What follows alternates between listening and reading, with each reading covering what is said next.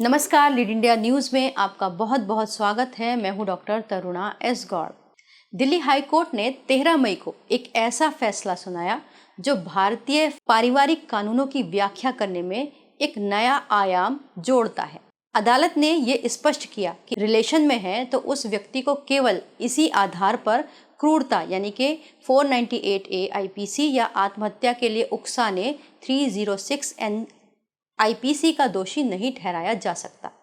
Court ने कहा कि जब तक कि ये साबित ना हो पति का अवैध संबंध उसकी पत्नी को मानसिक प्रताड़ना देने या उसे सताने के उद्देश्य से था, तब तक उसे उत्पीड़न नहीं माना जा सकता। ये जो निर्णय कोर्ट ने दिया, कोर्ट का ये इम्पोर्टेंट फैसला उस केस में आया जिसे मार्च 2024 में एक व्यक्ति के ऊपर फाइल किया गया था, जिसमें उसकी पत्नी की संदिग्ध मृत्यु के बाद उस व्यक्ति के ऊपर दहेज हत्या और आत्महत्या के लिए उकसाने के आरोप लगाए गए थे और उसको अरेस्ट किया गया था।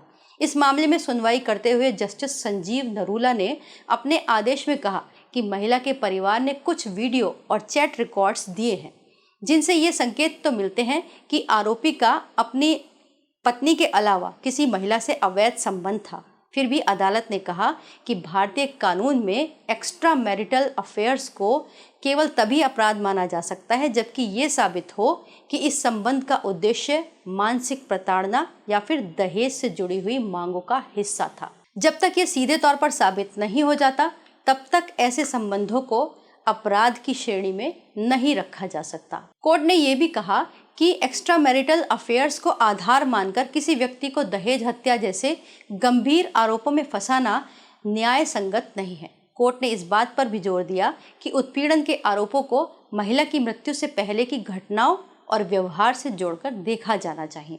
इस मामले में जो मृत महिला थी यानी उस व्यक्ति की पत्नी, उसके परिवार ने ये आरोप लगाया था कि पति का अपने एक कुलीग के साथ एक्स्ट्रा मैरिटल अफेयर था। जब उसकी पत्नी को इस बात का पता चला, उसने विरोध किया। उसके बाद से उसके साथ हिंसा शुरू हुई। पत्नी के परिवार ने यह भी आरोप लगाया कि उनकी बेटी को उनका जो दामाद था वो कार की EMI भरने के लिए दबाव बनाता था और उसके बाद उसके साथ घरेलू हिंसा करता था।